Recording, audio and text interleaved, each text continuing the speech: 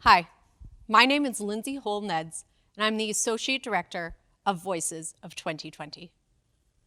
Theater is meant to entertain, yes, but it's so much more than that. Theater should provoke, inspire, activate, create catharsis, make its audience think. We hope that Voices of 2020 has done just that for you. Working with these young people has been a great bright spot for me in this very difficult year. Not only are they immensely talented, and this has proved to be a wonderful artistic experience for me, but it's more than that. The writers and performers of Voices of 2020 give me hope for our future. These young people are using the arts to create positive social change in their school, their community, our country, and our world. There's something so unbelievably powerful and magical about that. Work like Voices of 2020 is the reason I became a theater artist. I've always believed that the arts have the power to make the world a better place. We hope that these performances inspire you to make your world a more accepting, more beautiful, more kind, and more just place. Our youth have a lot to say. Please listen, please absorb, and please act. Thank you for tuning in and hearing these powerful young voices every week. These are the voices of 2020. More than 130,000 confirmed cases of COVID-19 and more than 2,000 deaths. Significant upticks in people reporting significant levels of anxiety and depression. We're living in a world where the goalposts are moved every single day. The U.S. sets a record for new COVID-19 infections for a third straight day. Friday saw more than 126,000 new cases reported. At least one person has been shot dead and a number of others injured during a third night of protests in the U.S. city of Kenosha. We don't have to survive! We need to live! We need to live! My brothers need to live! My sisters need to live! My mother needs to live! I want to free! I want to free! The gunfire started in the early hours of Wednesday after hundreds of protesters defied a dawn-to-dusk curfew and clashed with police, then responded with tear gas and rubber bullets.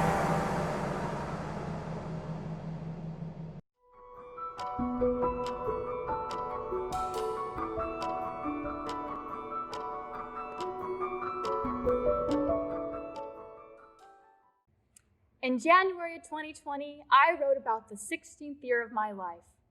Words set in stone with the curl of a Y.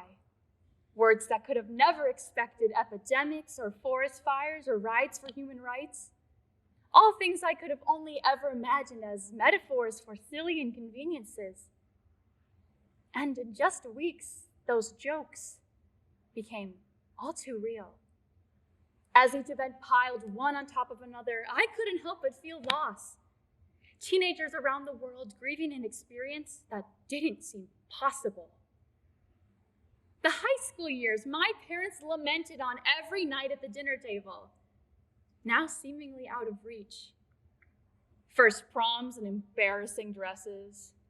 Sweet 16s filled with bad makeup and useless gifts. Moments I could have only ever imagined as my parents' mealtime conversations. So many of us refused to accept that. So we picked up the phone and made our own moments. A silly suggestion bouncing through the minds of two teens, echoing between texts. The childish idea turning into both of us hopping into my 20-year-old car, driving from one grocery store to the next in search of apple cider and boxes of 98-cent candy. The sunroof down, blasting the kind of music our parents would shake their heads at. laughing lyrics out loud, muffled between homemade masks, our fingers dancing in the wind as we approach stoplights. Words spoken into the night sky, lying in the middle of an empty road, connecting constellations from the points of our fingertips, laughing hysterically because the Little Dipper should be so much easier to recognize. Jokes about cars approaching, causing 5 teenagers to jump away from the dashed yellow lines. Pictures printing from a Polaroid to be pinned on a dorm corkboard in just 2 weeks' time, never daring to break the quiet mention of it.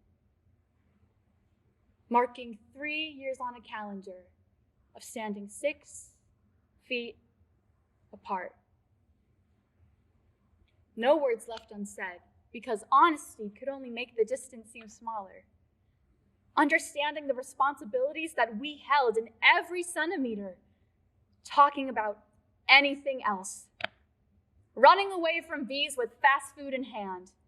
Dancing in thunderstorms as our phones go off with flash flood alerts. Our mothers checking their phones far too often, knowing their teenagers could be making better decisions. Yet never calling us home. Returning home soaked head to toe in rain, I had to ask, why? My mother replied, you have to make your own mealtime conversations.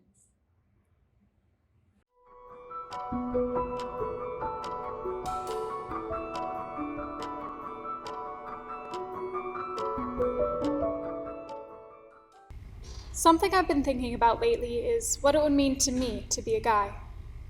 I don't mean that I wish I were one. I identify as female. But I wish I could do what men get to do where I'm from. I have privileges. I know that. And as a girl, I can cry and like glitter. But I'd rather get the privilege of not being afraid of every man I see. I would trade being socially allowed to wear a skirt so I could fill up my gas tank without some man asking me for my number. I wish I could go for walks at night without being afraid of the person walking towards me or the car driving past. If I were a guy, I wouldn't have to worry about any of these things, because a guy never gets told what to do. As a woman, I have always been told what to do. Don't wear that outfit. Don't put that much makeup on your face. Cover up your shoulders. Oh my God, is that your ankle? It builds up over time until I fantasize about a life where I can have the freedom of just being a person. If I were a guy for 24 hours, I think I would walk around my city aimlessly and not smile at anyone. Thankfully, in 2020, we have progressed greatly from where we were 100 years ago. 100 years ago, I would have just earned the right to vote, and that's only as a white woman. 100 years ago, I couldn't own a credit card without my husband's approval. I couldn't have been in a male-dominated career. But now I can do those ordinary things. Unfortunately, I still have to worry about the men I'm around, though. Maybe in the next 100 or 200 years, my daughters and their daughters will not live in the same fear that I have. For now, I can like pink and play with dolls. I just can't be respected the same way that men are.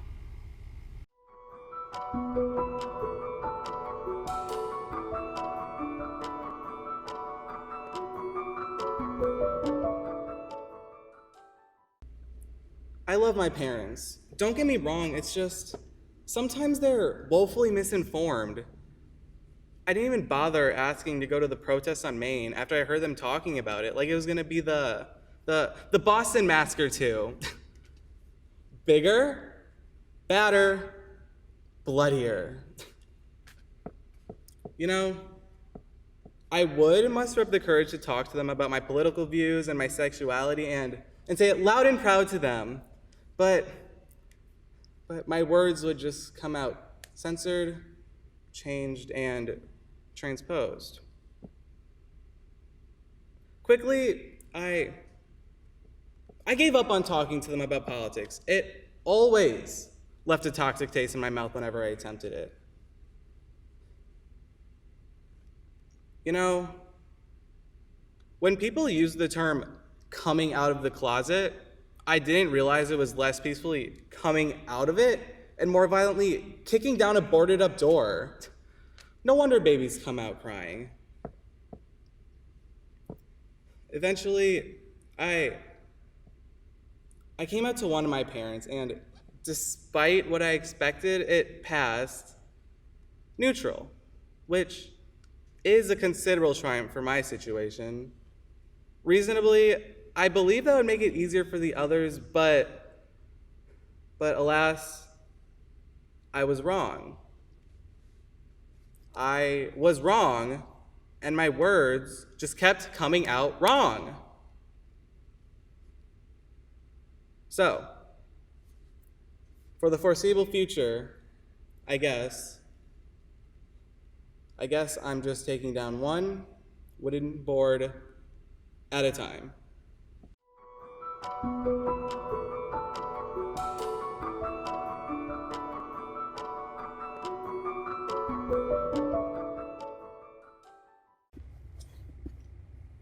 Hey, yeah, thanks for letting me call you.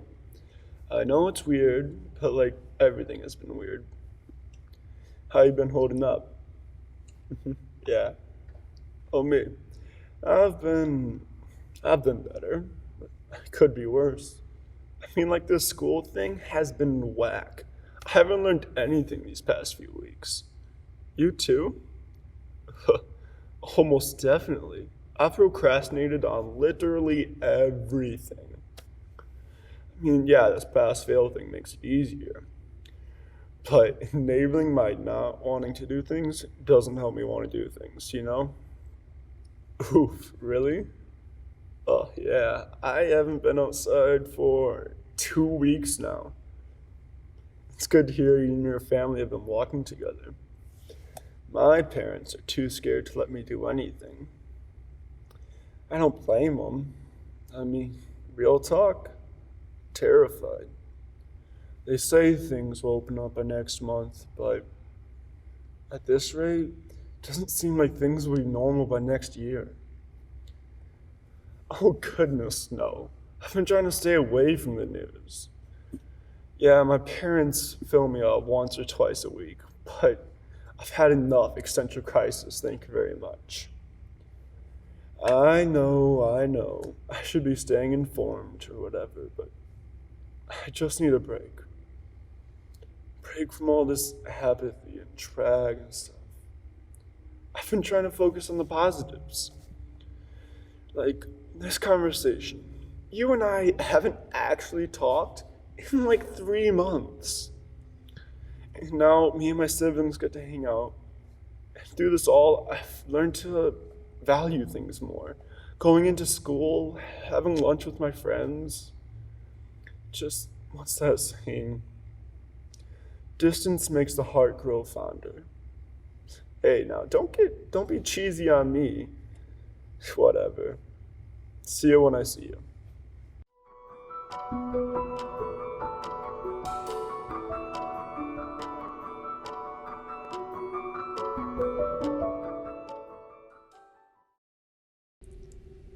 Losing our rights, losing our souls, losing who we are, questioning who we are to become after all this ends. What will we become?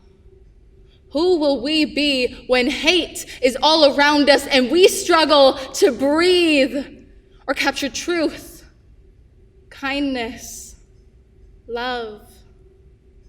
As they slip fast through our fingers, known only in our dreams of something that once was. We dig through the wreckage of what it once meant, stars and stripes crushed beneath boots of those who spread lies, hate, and supremacy of all that they are, and nothing that I claim. I may share their face, their skin, their heritage. But I do not share who they are, what they say, what they do, why they are. I claim myself. I claim my dreams, my heart. In a sea of uncertainty, I will fight. I will speak truth. I will not stop. I will be more after all this ends. After we begin. More than 130,000 confirmed cases of COVID-19 and more than 2,000 deaths. Significant upticks in people reporting significant levels of anxiety and depression. We're living in a world where the goalposts are moved every single day. The U.S. sets a record for new COVID-19 infections for a third straight day. Friday saw more than 126,000 new cases reported. At least one person has been shot dead and a number of others injured during a third night of protests in the U.S. city of Kenosha. We don't have to survive. We need to live. We need to live. My brothers need to live. My sisters need to live. My mother needs to live. I want to breathe. I want to breathe. The gunfire started in the early hours of Wednesday after hundreds of protesters defied a dawn-to-dusk curfew and clashed with police, then responded with tear gas and rubber bullets.